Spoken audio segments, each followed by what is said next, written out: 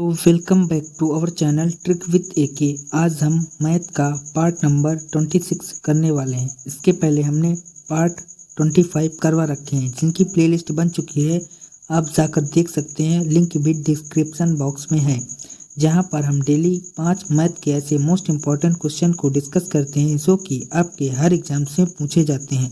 तो चलिए दोस्तों, बिना किसी देरी के हम अपने वीडियो को करते हैं स्टार्ट।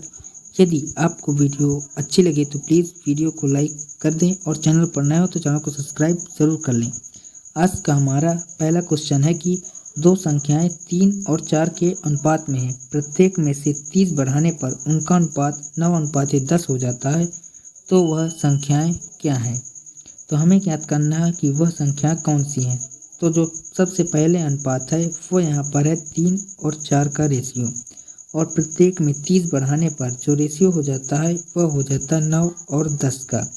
यहाँ पर देखें तो 3 और 9 यहाँ पर जो है 6 रेशियो बढ़ा है, और इस तरफ भी 6 रेशियो बढ़ा है, यानी कि जो 6 रेशियो की वैल्यू है वो यहाँ पर है 30। तो एक रेशियो की जो वैल्यू होगी वो हो जाएगी 5, यानी कि 6 पंचे 30, एक रेशियो की यहाँ पर वैल्यू होगी 5। हमें ज्ञात करना है वह संख्याएं कौन कौन सी है। तो जो संख्याएं वो 3 और 4 के अनुपात में हैं।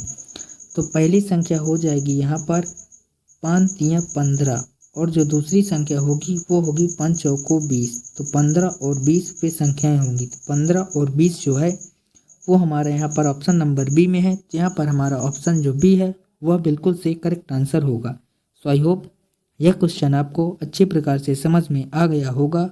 यदि वीडियो अच्छी लग रही हो तो लाइक ज़रूर कर दें। इसके बाद हमारा जो नेक्स्ट क्वेश्चन है वह यह है कि 3000 की राशि 12% वार्षिक के साधारण ब्याज पर 1080 का ब्याज कितने सालों में मिलेगा? जो साधारण ब्याज का जो फार्मूला होता है वह होता है PRT/100, जहाँ पर जो P होता है वह होता है मूलधन, R होता है दर, T होता है समय, और अपान में होता है 100। तो जो यहाँ पर साधारण ब्याज है वो यहाँ पर है 1080, और जो यहाँ पर मूलधन है वो यहाँ पर है 3000, और 3000 मूलधन है, और दर है यहाँ पर 12%। हमें निकालना है यहाँ पर टाइम, तो टाइम को हम मान लेते हैं T और अपान में कर देते हैं 100। अब यहाँ पर हम इसको सॉल्व करेंगे तो 2 जीरो से आपका 2 जीरो कैंसिल हो जाएगा, और 12 नियम होता है 108, यहाँ पर आ जाएगा 90, और 30 तियाँ होता है 90, यानी कि जो टाइम होगा वो यहाँ पर होगा 3 साल 3 ईयर। यहाँ पर जो टाइम है वो आएगा 3 साल। तो 3 साल हमारा यहाँ पर ऑप्शन नंबर बी में है। तो यहाँ पर हमारा जो ऑप्शन बी है वह बिल्कुल से करेक्ट आंसर होगा। इसके बाद हमारा जो नेक्स्ट क्वेश्चन है वह यह है कि एक मशीन की कीमत 6250 है। उस कीमत में पहले वर्ष में 10%, दूसरे वर्ष में 20% और तीसरे वर्ष में 30% की कमी आ जाती है। तद अनुसार 3 वर्षों बाद मशीन की कीमत कितनी रह जाएगी? तो यहाँ पर जो मशीन की कीमत है वह है 6250।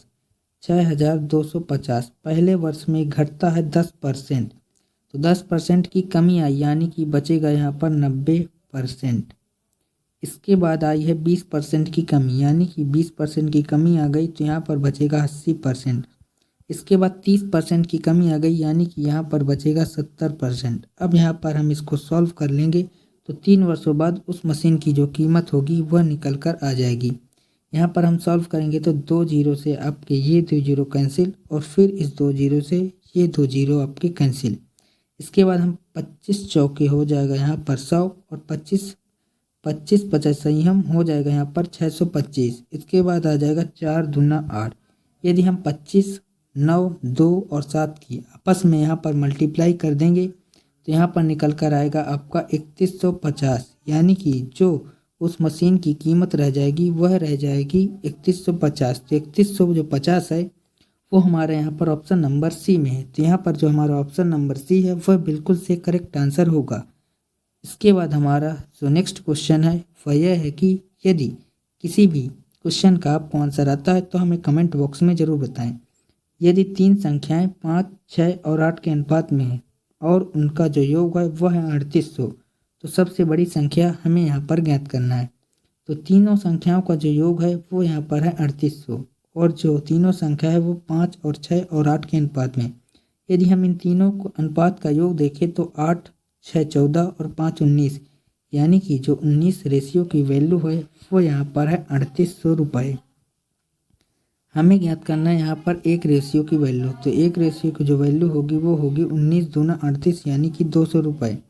हमें ज्ञात करना है सबसे बड़ी संख्या, तो सबसे जो बड़ी संख्या है वह है 8 रेशियो। यहाँ पर हमें ज्ञात करना है 8 रेशियो की वैल्यू, तो 8 रेशियो की वैल्यू होगी 8 दूना 16 यानी कि 1600। तो 1600 जो है वो हमारा यहाँ पर ऑप्शन नंबर बी में है। तो यहाँ पर जो हमारा ऑप्शन बी है वो करेक्ट आंसर होगा। इसके बाद जो हमारा नेक्स्ट क्वेश्चन है वह यह है कि 1 की पावर 5, 2 की पावर 5, 3 की पावर 5, ऐसे ही 20 की पावर 5 तक का हमें ज्ञात करना है इकाई का अंक। हम पता है कि जब हम इकाई का अंक ज्ञात करते हैं तो उनकी पावर में हम 4 से डिवाइड करते हैं। यदि हम इन सभी के पावर में 4 से डिवाइड करेंगे तो यहाँ पर बचेगा 1, फिर बचेगा 2, फिर बचेगा 3, ऐसे ही डॉट डॉट डॉट करके आपका बचेगा 20 तक।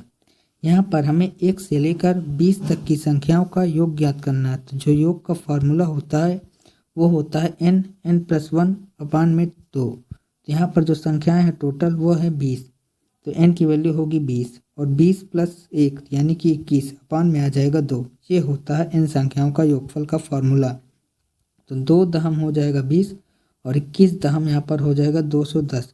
यदि हम इस 210 में यूनिट डिजिट को देखें तो यहाँ पर है अंत में 0, तो 0 जो है वह होगा इन संख्याओं का इकाई का अंक। तो यहाँ पर 0 जो है वो हमारा ऑप्शन नंबर ए में है। तो यहाँ पर जो हमारा ऑप्शन ए है वह बिल्कुल से करेक्ट आंसर हो जाएगा।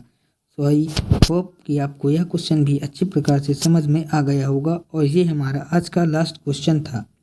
वीडियो कैसी लगी है हमें कमेंट बॉक्स में ज़रूर बताएं। वीडियो अच्छी लगी हो तो प्लीज़ वीडियो को लाइक कर दें। चैनल पर नए हो तो चैनल को सब्सक्राइब ज़रूर कर लें, क्योंकि हम आपके लिए ऐसे ही डेली वीडियो अपलोड करते रहते हैं।